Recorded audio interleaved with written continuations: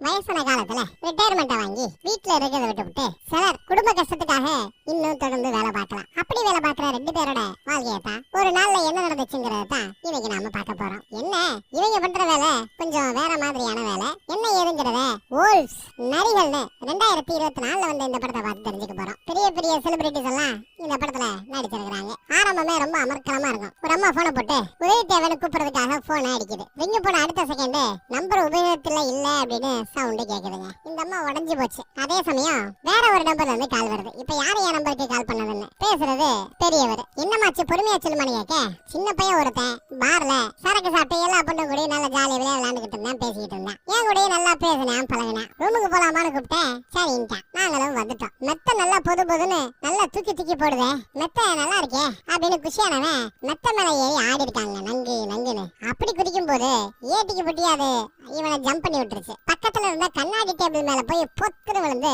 உடஞ்சு போயிட்டானா. செத்து போயிட்டானா. உடஞ்சு போனது கண்ணாடி டேபிள், செத்து போனது அந்த படியை. பாக்குறதுக்கு காலேஜ் பையன் மாதிரி இருக்கிறான். அவன் தான் அங்க செத்து பணமா கிடக்கிறது போல. சரிங்க, என் நம்பர் உங்களுக்கு எப்படி எடுத்தது அப்படின்னு விசாரிப்பார். போன்லயே விசாரிச்சு பாரு, நான் இப்ப சொல்றேன். ஒருத்தன் கொடுத்தான். கொடுக்கும் போது இக்கட்டான சூழல், போலீஸுக்கோ உங்க சொந்தக்காரங்களுக்கோ குடும்பத்துக்கோ நண்பர்களுக்கோ கால் பண்ண முடியாத ஒரு சூழல்ல இந்த நம்பரை கூப்பிடுங்கன்னு என்னைக்கோ ஒருத்தன் கொடுத்தானா. அவன் யாரு என்னெல்லாம் எனக்கு தெரியாது, ஆனா நம்பிக்கையவரு, நம்பிக்கைக்கு உரியவரு அப்படின்னு சொல்றாங்க.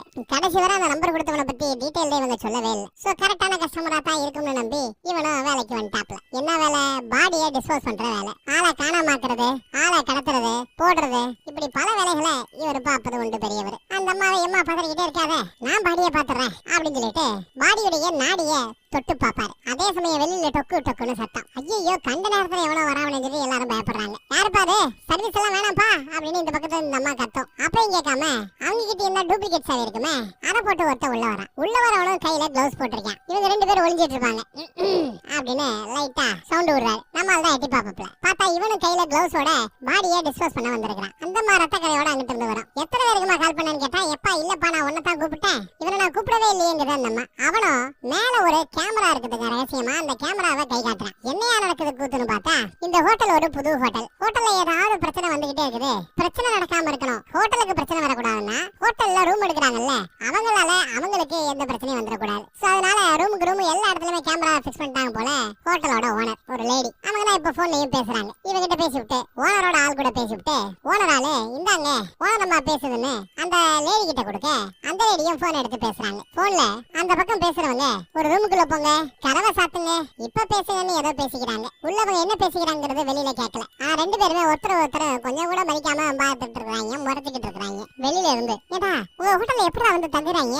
ரூமுக்கு ரூம் இப்படி ரகசியமா கேமரா வச்சிருந்தா எப்படான்னு கேட்டா நம்மளால தான் எடுத்து சொல்றான். புது ஹோட்டல் பா, ஓனரமா பதறிக்கிட்டு எல்லாத்துலயும் வச்சிருக்குது. இந்த மாதிரி ஏதாவது ஒரு பெரிய கிளைண்ட்னால பிரச்சனை வந்துச்சுன்னா அங்க நடக்கிற பிரச்சனை எதுவா இருந்தாலும் அதை சரி பண்ண வேண்டியது ஏன் பொறுப்பு. அதுக்காகத்தான் ஹோட்டல் ஓனரமா என்ன அமைச்சிருக்கிறதா இவன் சொல்றான். இந்த பக்கம் பார்த்தா பாடி விழுந்து கிடக்குது. யாரு? அந்த பொடியனோட பாடி. உயிரோட இருக்கானா செத்துட்டானா? நாடிய பல்ஸ் எல்லாம் செக் பண்ணி பாத்தியா அப்படின்னு சின்னவர் கேட்பாரு. அதே சமயம் பதில் சொல்றதுக்குள்ள கதவு திறக்கப்படுது. ஸ்பீக்கர்ல போடுங்கன்னு அந்த பக்கம் யாரோ பேசுறாங்க. உடனே ஸ்பீக்கர்ல போட்டு இந்தாங்க ஹோட்டல் ஓனர் அம்மா உங்ககிட்ட பேசணுமா சொல்லி கொடுக்குறாங்க. 2 பேருக்கு நல்லா கேக்குதா அப்படின்னு ஓனர் அம்மா பேச ஆரம்பிக்குது. பிரச்சனை ஆயிப்போச்சு, பஞ்சாயத்து விழுந்து போச்சு. ஒரு வேலையை பாக்குறதுக்கு இப்ப 2 பேர் வந்திருக்கிறீங்க. ஏன் ஆளத்தான் நான் நம்புறேன். அதே மாதிரி அந்த அம்மா, இந்த அம்மா வக்கீலம்மா போலங்க. இந்த பொடியனை கூட்டிட்டு ரூமுக்கு வந்த அந்த அம்மா அதுவும் அரசு தரப்பு வக்கீல் வேலை பாக்குறாங்க. இந்த ஏரியாவுக்கு பெரிய பதவிதான், டிஏன்னு சொல்லுவாங்க. டிஸ்ட்ரிக்ட் அட்டர்னியா, டிஃபென்ஸ் அட்டர்னியா, ஏதோ ஒண்ணு. வக்கீலம்மா அவங்களுக்கு பெரியவர் இந்த வேலையை பார்த்தா கரெக்டா இருக்குமேன்னு நினைப்பு. ஓனரம்மாவுக்கு சின்னவர் வந்தாரு இல்லையா 2வதா, அவரு வேலை பார்த்தா கரெக்டா இருக்குமேன்னு நினைப்பு. எனக்கு இந்த சின்னவரை தெரியாது. எனக்கு தெரிஞ்ச ஒரு சோர்ஸ் கிட்ட இந்த மாதிரி ஆயிப்போச்சு உதவி தேவைன்னு கேட்டேன். ஒரு டெட் பாடியை டிஸ்போஸ் பண்ணணும் அப்படின்னு கேட்கும்போது சின்னவரோட நம்பரை எனக்கு யாரோ கொடுத்தாங்க. ரொம்ப திறமையான ஆளு, அவன் பண்ற வேலையை வேற யாராலையும் பண்ண முடியாது அப்படின்னு எல்லாம் பாராட்டி சின்னவரோட நம்பரை எனக்கு தெரிஞ்சவர் கொடுத்தாரு. ஆனா அந்த அம்மா பெரியவன் தான் வேலை பார்க்கணும்னு அறப்பிடிக்குது. அதனால நாங்க 2 பேரும் சேர்ந்து என்ன முடிவு பண்ணிருக்கிறோம்னா, நீங்க 2 பேரும் ஒன்னா இந்த வேலையை முடிக்கணும். வக்கீலுக்கு அதான் பிடிச்சிருக்குது, ஓனர் அம்மாவுக்கும் அதான் பிடிச்சிருக்குது. ஆனா இவங்க 2 பேருக்கும் பிடிக்கல. இப்படி நாங்க வேலை பார்க்கறது இல்ல, நாங்க நான் கிளம்புறேன்னு இந்த பக்கம் பெரியவருக்கு வச்சுட்டு கிளம்புறாரு. சின்னவர் போன்ல அந்த பக்கத்துல பேசுற ஹோட்டல் ஓனரமாவே, ஏமா இப்படி படுத்துற, எங்களால ஒன்னா வேலை பார்க்க முடியாது, எங்க பொழப்பே தனியால பாக்குற பொழப்பு தெரியுமான்னு இந்த பக்கமும் பேசுவாங்க, அந்த பக்கம் பெரியவர் வக்கீல மட்டும் பேசுவாங்க. அப்ப நம்ம வக்கீலம்மா எது எப்படியாப்பா, ஆனா கேமரால இப்போ ஓமகமும் ரெக்கார்ட் ஆயிருக்குது, அவங்க சொல்ற வேலையை செய்யணும், அதை ஞாபகம் வச்சுக்கோ, நெகோசியேட் பண்ற இடத்துல நாம இல்ல அப்படின்னு எடுத்து புரிய வைக்க சரின்னு அவர் ஒத்துக்கிறார். இந்த பக்கம் இவனும் போன்ல வேற வழி இல்லாம ஓனர மாட்ட ஒத்துக்கிறான். ரெண்டு பேருமே வக்கீலுக்காக ஒரு ட்ரெஸ் எடுத்து வந்திருக்காங்க. ரெண்டு பேரும் எடுத்துட்டு வந்த ட்ரெஸ்ஸுமே இவங்களுக்கு பிடிக்கல. அதனால பெரியவங்கிட்ட இருந்து ஒரு பீஸ், சின்னவங்கிட்ட இருந்து ஒரு பீஸ் எடுத்துட்டு போய் அதை ரெண்டையும் மிக்ஸ் பண்ணி ஒரு காம்பினேஷன்ல ஒரு ட்ரெஸ் போட்டுட்டு ஒண்ணுமே நடக்காத மாதிரி வெளியில வராங்க. வீட்டுக்கு போங்க, உங்களுக்கு பொண்ணு இருக்கால, பொண்ணு கூட ஹாயா உட்காந்து டிவி பாருங்க, நீங்க இந்த ஹோட்டலுக்கு வரல, இதை பாக்கல, கிளம்புங்கன்னு சொல்லி அனுப்பிச்சு வச்சிடறாங்க. அப்புறம் பாடிய ஒரு கவரை விரிச்சு அதுக்குள்ள பாடியை தள்ளணும். நம்மளால ரொம்ப பிஸியா வேலை பார்த்துட்டு இருப்பாரு பெரியவர். சின்னவர் ஹாயா உட்காந்து சூப்பர்வைசர் வேலை பாக்குறாப்ல. இனியா நடக்குதுங்கன்னு கேட்டா, இங்க பாரு, பாடியை டிஸ்போஸ் பண்ண வேண்டியது ஓ வேலை, அப்பதான் உனக்கு வேலை கொடுத்தாங்கல்ல அந்த வக்கீலம்மா சேஃபா இருப்பாங்க. நீ பாடியை கான்சென்ட்ரேட் பண்ணும்போது இந்த இடத்துல இந்த ரூம்ல ஏதாவது தடயங்களை நீ விட்டுற கூடாதுங்கிறது தான் என்னோட வேலை. சோ நான் ரூமை பாத்துக்கிறேன், நீ பாடியை பாரு. சூப்பர்வைசர் மேலதான் என்ன பண்ண சொல்லிருக்காங்கன்னு அவன் சொல்லிட்டு உட்காந்துக்கிறாங்க துமரா. அதுவும் ஏதோ சரக்கு எடுத்துக்கிட்டே பேசிட்டு இருக்காரு பீரு நினைக்கிறேன். சொன்னவரங்க வேற ஒரு பேக் இருக்கிறத கவனிக்கிறார். அந்த பொடியனோட பேக்கா தான் இருக்கும்னு நினைக்கிறேன். அந்த பேக்குல ஓபன் பண்ணி பார்த்தா 4 பெரிய பார்சல், ஒவ்வொரு பார்சலுக்குள்ளயுமே போதை பொருள் இருக்குது. மிரண்டு போறாப்ல. அதே சமயம் அந்த பக்கம் ஒரு வழியா பாடியை சுத்தி ரெடி பண்ணி வச்சாச்சு. இவங்க ரெண்டு பேரும் காமெடியா படம் முழுக்க நிறைய பேசுவாங்க, ஆனா நிறைய இடத்துல சிரிப்பு வரல. அதுவும் இந்த டார்க் காமெடி வேற மாதிரி போகுது, சொன்னாலும் சிரிப்பு வராது. பெரியவரை சின்னவரை கூப்பிட்டு, இங்க பாரியா போதை பொருள் வச்சிருக்காயா அப்படின்னு பேச, ஐயோ இது வேற பிரச்சனையாச்சே, வெறும் பாடியை மட்டும் டிஸ்போஸ் பண்ணா முடிஞ்சு போச்சுன்னு பார்த்தா பாடியை டிஸ்போஸ் பண்ணணும். இவ்வளவு பெரிய போதை பொருள் உள்ள இருக்குது, இது எங்க போய் சேரணுமோ அந்த இடத்துக்கு சரியா போய் சேரணும், அப்பதான் பிரச்சனை வெளியில வராது, ஹோட்டல் பக்கமும் பிரச்சனை வராது. இதுதான் ஹோட்டல் ஓனரமாவோட உத்தரவும் கூட. ஆனாலும் இவங்க ரெண்டு பேருக்கும் ஆகல, மாத்தி மாத்தி ஒருத்தரை திட்டிக்கிட்டே இருக்காங்க. ஆனா இவங்க ரெண்டு பேரோட டேஸ்ட் ஒரே மாதிரி இருக்கு, பண்ணிருக்கிற ட்ரெஸ் கூட கிட்டத்தட்ட ஒரே மாதிரி தான் இருக்குது. வெளியில இந்த சாப்பாடெல்லாம் தள்ளிட்டு வருவாங்கல்ல, அந்த ட்ரே எடுத்துட்டு வந்து அந்த ட்ரேல எவ்வளவு வித்தியாசமா அந்த டெட் பாடியை மேல ஏத்துறாருன்னு பாருங்க. அழகா மேல ஏத்தி துணியை சுத்தி ஜம்முன்னு பாடி எடுத்துட்டார். அடுத்து லிப்டுக்குள்ளேயும் கொண்டு வந்தாச்சு. கார் பார்க்கிங் ஏரியா பக்கம் வந்தாச்சுங்க. இது வரைக்கும் தான் ஹோட்டல் ஓனரமாவோட கண்ட்ரோல். கேமரால ரெக்கார்ட் ஆனாலும் கேமரா ஃபுட்டேஜ் அவங்க டெலிட் பண்ணிடுவாங்க, பிரச்சனை இருக்காது. ஆனா இதன் பிறகு இந்த செக்யூரிட்டி வேலை எல்லாத்தையும் தேர்ட் பார்ட்டி கிட்ட தான் செக்யூரிட்டி வேலையெல்லாம் ஒப்படைப்பாங்க. சோ தேர்ட் பார்ட்டி ஆளுங்க உட்கார்ந்துட்டு இருக்கான். அந்த தேர்ட் பார்ட்டி செக்யூரிட்டியோட கண்ணில் படாம எஸ்கேப் ஆகணும். என்னடா பண்றது அப்படின்னு பார்த்தா ரொம்ப சிம்பிளா வயரை கட் பண்ணி விட்டுட்டு ஈபி கனெக்ஷன் கட்டான மாதிரி ஒரு ஆக்டிங்க போட செக்யூரிட்டி என்ன ஏதுன்னு அந்த பக்கத்துல செக் பண்ண போக அந்த கேப்ல காரை கொண்டு வந்து பக்கத்துல நிப்பாட்டி டிக்கியை ஓபன் பண்ணி வேண்டா வெறுப்பா பாடியை உள்ள தள்ளுறாரு. செம கோவத்துல இருக்கிறாப்ல பெரியவன். ஒரு வழியா பாடியும் அழகா டிக்கிக்குள்ள வந்து விழுகுதுங்க. எல்லாமே ஸ்டைலா பண்றாரு. அப்புறம் ட்ரே அந்த பக்கத்துல தள்ளி விட்டுறாரு, அது லிஃப்ட்ல போய் நிக்குது. மறுபடியும் இவங்க ரெண்டு பேருக்குள்ள சண்டை, மாத்தி மாத்தி சண்டை போட்டுட்டு இருக்கேன். அப்பதான் ஒரு மேட்டர் நோட் பண்றாங்க, டிக்கி தானா திறக்குது. சரியா அவங்க லாக் பண்ணல, ஏன்னா டெட் பாடி தானே அப்படின்னு நினைச்சாங்க. உள்ள உயிரோட இருக்கிறான், அந்த பொடிய உயிரோட இருக்கிறான். அவ்வளவுதான், அள்ளு விட்டு போயிடும் ரெண்டு பேருக்கும். குடு குடு குடுன்னு ஓடி போய் ஒருத்தன் அந்த பையனோட மூக்கிலேயே ஒரு குத்து குத்தி மட்டையாக்கிறான். இன்னொருத்தவர் கதவை சாத்திடுறாரு. செக்யூரிட்டி அந்த பக்கத்துல இருந்து என்னப்பா அப்படின்னு கேட்டா ஒண்ணும் இல்லைங்க ஐயா அப்படிங்கிறாங்க இவங்க. அப்புறம் வண்டி எடுத்து கிளம்புறாங்க. அட பாவி, பல்ஸ் செக் பண்ணாத நீ எல்லாம் என்ன அவ்வளவு பெரிய ஆளியா நீ எல்லாம், உயிரோட இருக்கான கூட தெரியாதா, செக் பண்ணலையான்னு கேட்டா நான் செக் பண்ணேங்கிறாப்ல. அவரு செக் பண்ணா அப்ப பல்ஸ் தெரிஞ்சிருக்கும்ல, உயிரோட தெரிஞ்சிருக்கும்ல, செத்து போயிட்டா நீ பிஹேவ் பண்ணிட்டு இருக்கிற, இல்ல பல்ஸே வெளியில தெரியாத அளவுக்கு ஏதாவது மருந்து இருந்து குடிச்சிருக்கானா, என்ன விளையாடுறியா நீ அப்படி இப்படின்னு சின்னவன் சத்தம் போட்டுட்டே இருக்கான். பெரியவரோ சரி நமக்கு தெரிஞ்ச கான்டாக்டுக்கு கால் பண்ணலாமேன்னு யாருக்கோ கால் பண்றாரு. அதுக்குள்ள இவன் நான் எனக்கு தெரிஞ்சவங்களுக்கு கால் பண்றேன்னு சின்னவன் கால் பண்ண போவான். இல்ல ஒண்ணு வேணாம், ஏன் அலைய நான் பாத்துக்கிறேன்னு பெரியவரை கால் பண்ணி ஒரு பொண்ணு விட்ட ஒரு டாக்டர் அம்மா அவங்க சைனா டவுன் ஏரியால இருக்கிறாங்க. கால் பண்ணா காலு கட் ஆகுது. இப்ப வேற வழி இல்ல, சின்னவனோட ஆள் பேச்ச தான் கேட்டாகணும். சின்னவன் யாருக்கிட்டே பேசி இந்த அட்ரஸுக்கு போகணும் அப்படின்னு சொன்னதும் அந்த அட்ரஸுக்கு இவரும் வண்டி ஓட்டிட்டே வர, வண்டியை ஓட்டிட்டு வர வழியேன்னு சண்டை. வண்டியை நிப்பாட்ட பிறகு ஒரு இடத்துல போய் இவர் நின்று பேசுறாப்ல.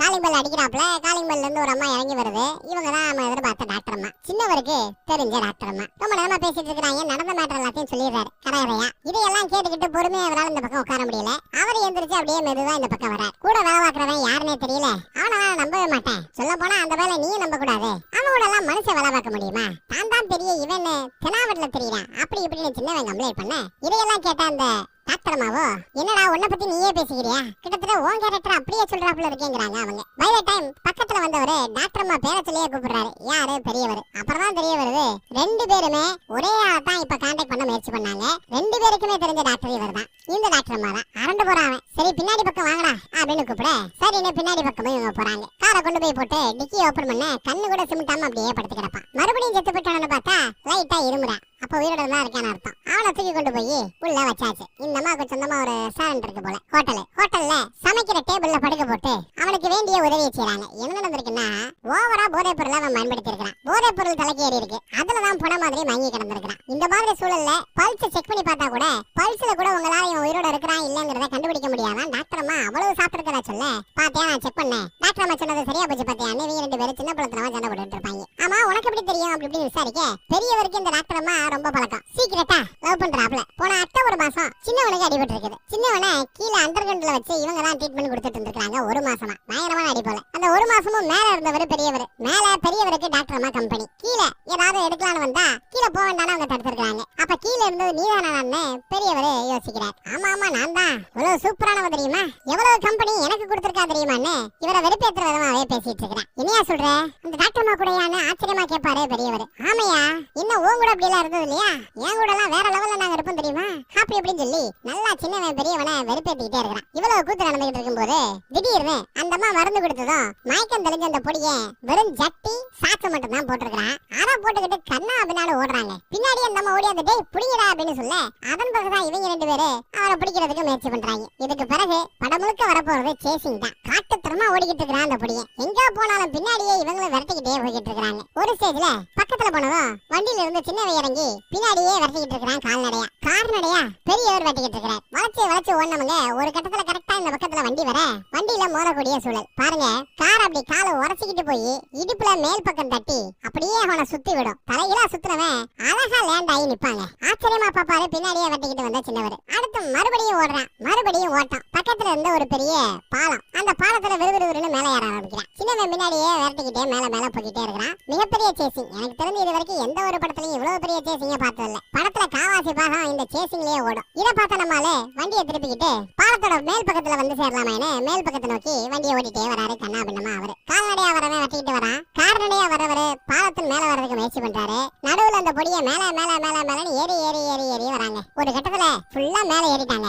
அப்பாடா ஏறிட்டமே நினைச்சா கரெக்டா அங்க கார் வந்து நிக்குது. நம்மால டேய் வண்டியில வந்து ஏறா பொடியா அப்படிங்கிறாப்ல. பின்னாடியே நம்ம பையில வந்துருவேன் சின்னவன். அப்படியே தலைமுடிய கொத்தா பிடிச்சு வண்டிக்குள்ள தள்ளிட்டு உள்ள உட்கார்ற. ஒரு வழியா சேசிங்க முடிவுக்கு வந்ததுங்க. அடுத்து இவனை எங்க கூட்டு போறதுன்னு ஒண்ணும் புரியல. அந்த டாக்டர் அம்மாக்கு கேட்டா டாக்டர் அம்மா அவங்களுக்கு உதவி பண்ண தயாராக இல்ல. மறுபடியும் டாக்டர் அம்மா வீட்டுல போய் காலிங் பெல் அடிச்சா மாடியில இருந்து 2 மாத்திரையை தூக்கி போட்டு சாப்பிட்டதுக்கு பிறகு ஒரு மாத்திரை, சாப்பிடறதுக்கு முன்னாடி ஒரு மாத்திரை, நல்லா தெளியணும்னா நிறைய தண்ணி குடிக்க சொல்லு அப்படின்னு சொல்லி போங்கடா இங்க இருந்து வெட்டி விட்டுருது. அப்புறம் கடைசியா ஒரு வார்த்தை சொல்லும், சின்னவன் என்ன சொன்னாலும் நம்பாத, அவன் சொல்றாப்புல எதுவுமே நடக்கல, உன்னை வெறுப்பேத்துறதுக்காக அப்படி சொல்லிருப்பான்னு வேற அந்த அம்மா சொல்லிட்டு போகுது. அதன் பிறகுதான் என்னடா உண்மையாடா கேட்டா ஆமாங்கிறான். ஒண்ணுமே நடக்கல. சொல்ல போனா இங்க 2 பேர் கூட அந்த அம்மா கரெக்டா லிமிட்டா தான் பழகுறாங்க. டாக்டர் அம்மா உதவி தேவைன்னா வந்து உதவி பண்ணுவாங்க, அவ்வளவுதான். மித்தபடி ஒண்ணுமில்ல போல தெரியுது. அப்புறம் இந்த வேலை விசாரணைக்கவேன்னு சொல்லி வேற வழி இல்லாம ஒரு ஹோட்டல்ல ரூம் புக் பண்ணி அவனை உட்கார வச்சு விசாரிக்க ஆரம்பிக்கிறாங்க. என்ன நடந்துச்சுன்னு கேட்டா ஸ்டார்டிங்ல சொல்ல மாட்டான். பொறுமையா பெரியவர் விசாரிக்கிறாரு, பொறுமை இல்லாம சின்னவர் விசாரிப்பாரு. அப்புறம் அப்பயும் அவங்க 2 பேருக்குள்ள சண்டை. வெளியில போய் நின்னுகிட்டு எப்படி விசாரணை பண்ணணும் அப்படி எப்படின்னு பேசுறாங்க. பேசும்போது அவங்களுக்குள்ள சண்டை தான் வருது. கோவத்துல ஆளுக்கு ஒரு பொருள் எடுத்துட்டு ஒழுங்கா சொல்றியா இல்லையா நடிக்க போக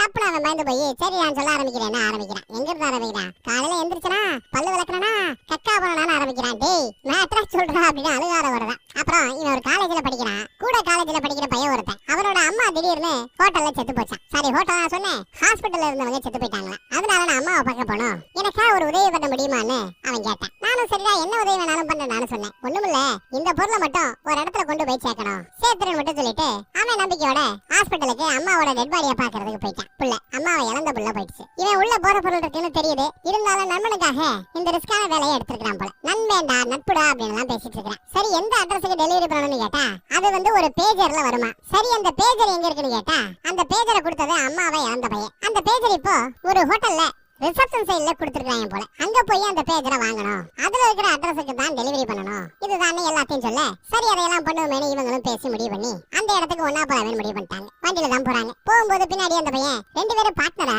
2 பேரும் ஒரே மாதிரி ட்ரெஸ்ஸிங் சென்ஸ் இருக்குது, ஒரே மாதிரி வார்த்தைகளை பயன்படுத்துறீங்க, ஒரே மாதிரி பேசுறீங்க, நல்ல பார்ட்னர்ஸா இருப்பீங்களா அப்படி இப்படின்னு புகழ்றான். இவங்க 2 பேரும் பார்ட்னர்ஸா இல்லடா, 2 பேரும் பார்ட்னர் கிடையாதுன்னு பேசுறாங்க. பார்ட்னர் இருந்திருந்தா நல்லா இருந்திருக்கும் அப்படிங்கிறான். அவன் போய் இறக்கி விட்டாச்சு. ஆனாலும் இந்த பையில தனியா எப்படி அனுப்ப முடியும், பேஜர் எடுத்து ஓடி போயிட்டானா அப்படின்னு யோசிக்கிறவங்க சரி முன்னாடி போ, பின்னாடியே நான் உங்களை கண்காணிப்பு போன சொல்றாங்க. ஆனா அதே சமயம் 2 பேரும் யாரையோ பார்த்து அப்படியே பயப்படுறாங்க. யாருன்னு பார்த்தா ஒரு காலத்துல இவங்க 2 பேரும் ஒரு பழைய பாஸ் கிட்ட வேலை பார்த்திருக்காங்க. இப்போ புது பாஸ் யாருக்கிட்டயோ வேலை பாக்குறானுங்க. அந்த பழைய பாஸ் இவங்க ரெண்டு பேரையும் வேலை வாங்கி இருக்காரு. ஆனா தனித்தனியா தான் வேலை வாங்கி இருக்காரு. ரெண்டு பேரும் ஒரு இடத்துல கூட ஒன்னா பார்த்ததுல போல. ஒரே பழைய பாஸ் கிட்ட தான் நாம ஒரு பழைய வேலை பார்த்தோங்கிறதே இவங்க ரெண்டு பேரும் இப்போ பயந்து பேசிட்டு இருக்கும்போது தான் தெரிய வருது. அவரோட பொண்ணோட கல்யாணம் உள்ள நடக்குது போல. இப்போ நாம ரெண்டு பேரும் ஒன்னா போனோம்னா அவரை தான் கொலை பண்ண வரோம்னு நினைச்சுக்கிட்டு நம்மள போட்டுருவாங்க.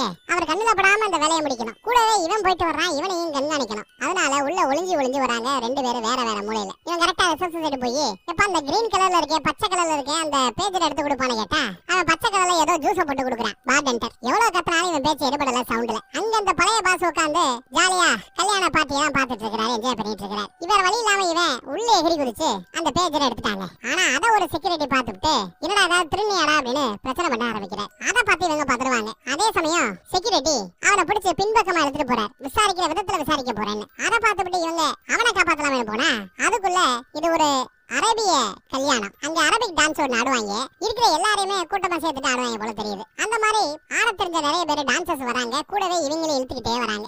வாங்கன்னு ஏதோ சொந்தக்காரங்க கல்யாணத்துக்கு வந்தவங்க சொல்லிவிட்டு வெக்கப்படுறாங்க. டான்ஸ் ஆடுங்கன்னு கூப்பிட்டு உட்கார வச்சுக்கிட்டு அப்படியே டான்ஸ் ஆட ஆரம்பிக்கிறாங்க. ரெண்டு பேருமே மாட்டிக்கிட்டு முழிக்கிறாங்க. யாரு தன்னை பார்க்க கூட நினைச்சாங்களோ அவரே அந்த பக்கத்தை பார்த்துட்டாரு. ஒருத்தனை இன்னொருத்தவனையும் பார்த்துட்டாரு. ரெண்டு பேரும் டான்ஸ் ஆடிக்கிட்டு அப்படியே பக்கத்துல அப்படியே நெருங்கி வரணும். அப்படி நெருங்கி வரும்போது இவரு தன்னோட மேனேஜரை பார்த்து ஏதோ சிக்னல் கொடுக்குறாரு. மேனேஜர் ஐயோ நம்ம பழைய பாச தான் போட வந்துடான்னு சொல்லிவிட்டு கையில துப்பாக்கி எடுப்பான். அதே சமயம் இவங்க உசாரணவங்க டப்புனு இவங்க ஆளுக்கு ஒரு துப்பாக்கி எடுத்துட்டு ஒருத்தர் குறி வச்சுக்கிட்டு முன்ன பின்ன தெரியாதவங்க மாதிரி ஒருத்தன் இன்னொருத்தனை போடுறாப்ல ரியாக்ட் பண்றாங்க. நாங்க ஒன்னா இல்ல, நாங்களே ஒருத்தர் விட்டா கடிச்சுக்கிட்டு குதிரைக்கிட்டு செத்து போயிடுவோங்கிறாப்ல ஒரு ஆக்டிங்க போட அதை அந்த பழைய பாஸ் நம்பிடுறாரு. என் பொண்ணோட கல்யாணத்துல எதுக்கடா தேவையில்லாத துப்பாக்கி கொடுங்களான்னு ரெண்டு பேரோட துப்பாக்கியை வாங்கி டேபிள்ல வச்சுட்டு அவங்க கிட்ட விசாரிக்கிறார். பெரியவர் என்ன சொல்றாப்லனா உங்க பொண்ணோட கல்யாணம்னு கேள்விப்பட்டு கல்யாணத்தை அட்டன் பண்ண வந்தேன் அப்படிங்கிறாப்ல. சின்னவர் என்ன சொல்றாப்ல நான் வேற ஒரு வேலையா வந்தேன், எனக்கு வேலை தான் முக்கியம், நான் கிளம்புறேன்னு பின்னாடி டோர் வழியா கிளம்பிட்டாப்ல. அடுத்து இவன் சரி வந்தாச்சு பார்த்தாச்சு, எங்களால உங்களுக்கு பிரச்சனை வேண்டாம், நான் கிளம்புறேன்னு அடுத்து பெரியவரும் கிளம்பிடுறாரு பின்னாடி ரூம் வழியா. அப்பதான் மேனேஜர் ஒரு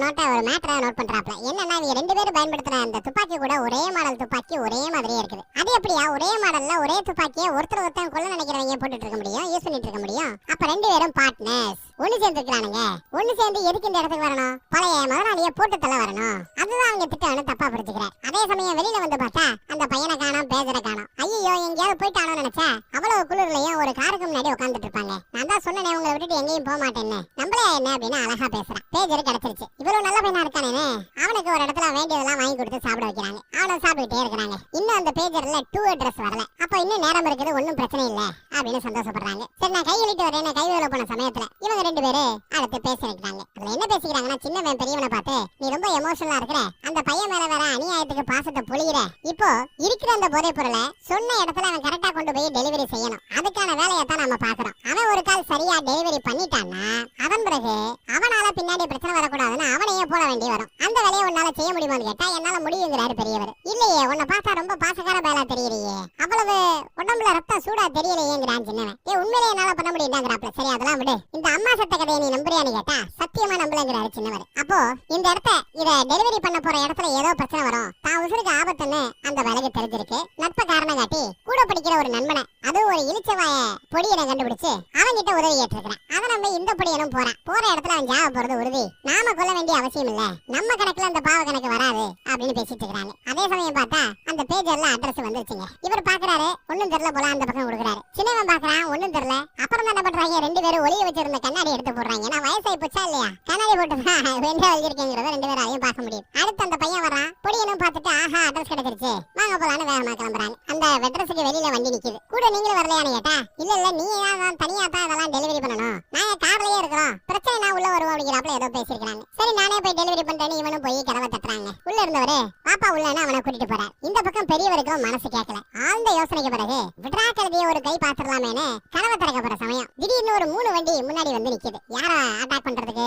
உள்ள போனால ஒரு பையன் போதை பொருட்களோட அவனை ஃபாலோ பண்ணி தான் இங்க வந்திருக்கணும். உள்ள போறாங்க, துப்பாக்கி சத்தம் கடபடன்னு கேட்டுக்கிட்டே இருக்குது. அதை பார்த்து இவங்க என்ன பண்றது யோசிக்கக்குள்ள இவங்களை யாரோ தாக்குறாங்க பின்னாடி வந்து. யாருன்னு பார்த்தா ஒரு 3 பேர். அதாங்க அந்த பழைய பாஸோட மேனேஜர் 2 அடியாட்களை கூட்டு வந்திருக்காரு. நீங்க 2 பேரும் தனித்தனி ஆளுகளடா, நீங்க 2 பேரும் பார்ட்னர்ஸ்டா, என் பழைய பாஸ போட பாத்தீங்களா அப்படின்னு அவன் சந்தேகப்படுறான். இவங்களும் வேற வழி இல்லாம வண்டியை கொஞ்சம் அந்த பக்கத்துல நாட்டி கொண்டு போய் வண்டி வந்து எப்படியே இறங்கி டிக்கி பக்கம் வந்துடுறாங்க. டிக்கி பக்கத்துல பார்த்தா டயருக்கு அடியில நிறைய ஆயுதங்களை அவர் வச்சிருக்காரு. பெரியவர். ஒரு துப்பாக்கியை அப்படியே ஸ்டைலா தூக்கி போடுவார். இவன் அதை கவனிக்கிறதுக்குள்ள துப்பாக்கி அந்த பக்கத்துல விழுந்துரும். துப்பாக்கியை சுட்டு சைடுல தள்ளி விட்டுறாங்க அந்த அடியாட்கள்.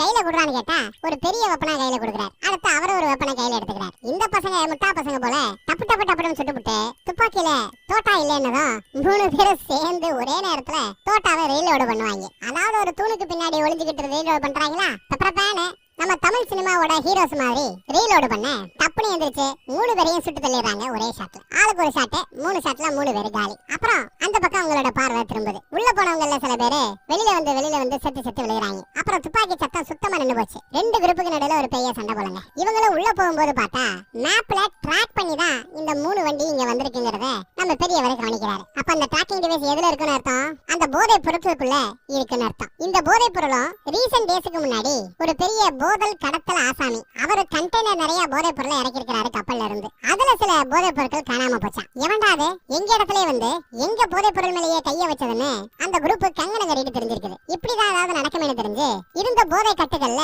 அங்கங்க சில டிராக்கரை செட் பண்ணிருப்பாங்க போல தெரியுது. அப்படி டிராக்கர் இருக்கிற ஒரு கட்டு அந்த பொடியங்கிட்ட வந்திருக்குது. அதோட உள்ள போயிருக்கான். ட்ராக் பண்ணி பின்னாடியே இவங்கள வந்திருக்கானுங்க. உள்ள நடந்த இந்த போதைப் பொருளை வாங்குறதுக்காக ஒரு கேங் இருக்கும்ல, அவங்களுக்கும் போதைப் பொருளை இழந்த ஆசாமி ஆட்கள் அமைச்சிருக்கிறாரு. அவங்களுக்கு நடுவுல பயங்கர சண்டையில எல்லாரும் செத்து போயிட்டாங்க. உள்ள வந்து பார்த்தா ஒரு பசங்க உயிரோட இல்ல. ஐயோ அந்த பையன் எங்கடா செத்து பணமா கிடக்கானது என்ன?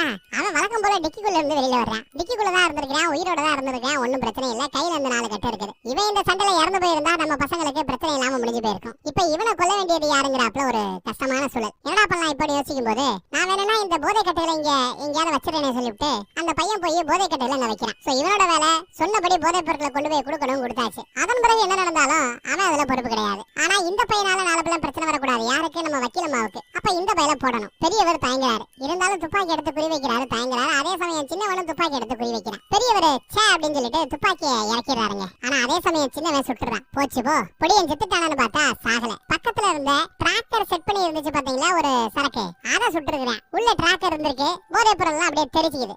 இந்த மாதிரி ஒரு செட்டப்ல இருந்தாதான் ரியலிஸ்டிக்கா தெரியும். இல்லனா போதைப் பொருள் எல்லாத்தையும் அங்கங்க யாரோ நாடகத்துக்கு அடிக்க வச்சாப்ல தெரியும். இப்ப கரெக்டா இருக்கு, வாங்க கிளம்பலான்னு கிளம்புறாங்க. 2 பேருக்குமே அந்த பையனை கொல்றதுல விருப்பம் இல்லங்க. இவங்க வண்டி பயங்கரமா டேமேஜ் ஆச்சா, அதனால கவர்மெண்ட் விட்ட ட்ரெயின்ல ஏறிதான் 3 பேரும் போறாங்க. அந்த பையன் ரொம்ப சின்ன பையன், இன்னும் பொம்மையை கையில பிடிச்சிட்டு தூங்குறான். இந்த பையனை அப்படியே அவங்க காப்பாத்தினதுல நம்ம சின்னவருக்கும் சந்தோஷம். ஒரு வழியா அவனை வீட்லயே கொண்டு போய் இவங்க இறக்கி விடுறாங்க. அவங்க அப்பா கிட்ட ஏதாவது கதை சொல்லலாமே சொல்லிட்டு அப்பா கிட்ட கதை சொல்றாரு. ஏன்னா சின்ன பையன் ஏதாவது உளறி கொட்டினானா அதனால பிரச்சனை பெருசாயிடும். அப்பா கிட்ட மேட்டர் சொல்லாமேன்னு உள்ள வந்து ஏதோ ஒரு படத்துல அவனை நடிக்க வச்சான். ஒரு ஷாட் சூப்பரா நடிச்சா அப்படின்னு பேசுறாப்ல. ஆனா இதெல்லாம் அவர் நம்பல. ஏய் உண்மையை சொல்லுங்கப்பா அப்படின்னு கேட்டதும் இவங்களும் உண்மை எல்லாத்தையும் எடுத்து சொல்லிவிட்டு உன் பையனுக்கும் சரி உனக்கும் சரி இந்த மேட்டர் வெளியில தெரியக்கூடாது. அப்படி தெரிஞ்சு 2 பேரும் காயினை சுண்டி விட்டு தலை விழுந்தா அப்பனை கொள்ளுவோம், பூ விழுந்தா புள்ளைய கொள்ளுவோம், பாத்துக்கங்கன்னு மிரட்டி விட்டுட்டு கிளம்பிடுறாங்க. அப்பா அப்படியே பயந்து போய் கதவை சாத்துறாரு பாருங்க. சோ அவங்க பிரச்சனை எல்லாம் முடிஞ்சிருச்சு. அடுத்து என்னன்னு பார்த்தா ஆல்மோஸ்ட் விடியிற சமயம். காலையில எனக்கு தெரிஞ்ச ஹோட்டல்ல சாப்பிடலாமான்னு கூப்பிட சரின்னு சொல்லி 2 பேரும் ஒன்னா ஒரு இடத்துல உட்காந்து சாப்பிட்டுட்டு இருக்காங்க. சாப்பிட்டுட்டு சரிப்பா நான் கிளம்புறப்பான்னு பெரியவர் கிளம்புறாரு. 2 பேருமே சண்டை போடாம பேசிக்கிட்டு இருங்கிறாங்க. இந்த ஒரு நாள் ராத்திரிக்குள்ள எவ்வளவு விஷயங்கள் நடந்து போச்சு. 2 பேரோட கேரக்டரும் பக்காவா ஒரே மாதிரி இருக்கிறதுனால மேட்ச் ஆயிடுச்சு. சரி ஓகே கிளம்புறேன்னு சொல்லிட்டு பெரியவரை கிளம்புறதுக்காக தான் கோட் எடுக்கிறாரு. ஏப்பா உனக்கும் தனியா வேலை பார்க்க தானே பிடிக்கும், எப்படி இந்த ஹோட்டலோட ஓனரம்மா என் கூட சேர்ந்து வேலை பார்க்கறதுக்கு உன்னை ஒத்துக்க வச்சா? அப்படி என்னப்பா அவ சொன்னா அப்படின்னு பெரியவர் விசாரிக்கிறாரு. ஏன்னா அவகிட்ட கேமரா இருக்கு. கேமரால நம்ம எல்லாருமே ரெக்கார்ட்ல வந்திருப்போம். அவ்வளவு நம்ம கிட்ட கெஞ்சி சொல்ல வேண்டிய அவசியம் இல்லையே. இருந்தாலும் அவ என்ன சொல்லி உன்னை கன்வின்ஸ் பண்ணா அப்படின்னு கேட்க அப்பனா எனக்கு வேற வழி இல்ல அப்படிங்கறத ஃபர்ஸ்ட் சொல்லிட்டா. உனக்கு வேற வழி இல்ல, சொல்றத செஞ்சாகணும்னு ஹோட்டல் ஓனரம்மா சொன்னாலாம். அப்புறம் ஒரு வேலையை நீ எடுத்தா, அந்த வேலையை பண்ண நீ ஒத்துக்கிட்டா, அந்த வேலை தான் நீ எவ்வளவு பெரிய ஆம்பளைங்கிறத மெஷர் பண்ணி காட்டும் அப்படின்னு சொன்னா பாருங்க.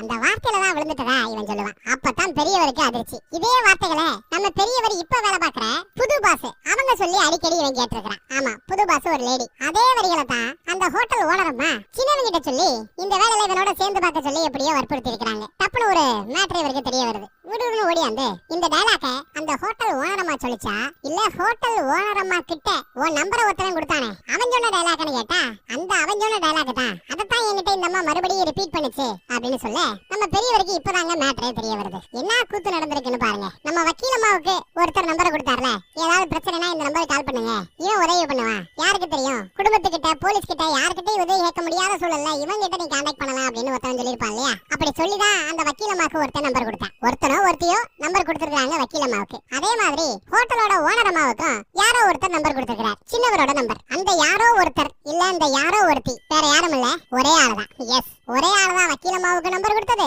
ஒரே ஆளுதான் ஹோட்டல் ஓனர் அம்மாவுக்கு நம்பர் கொடுத்தது. இவங்க ரெண்டு பேரும் தனித்தனியா தான் வேலை பார்ப்பாங்க.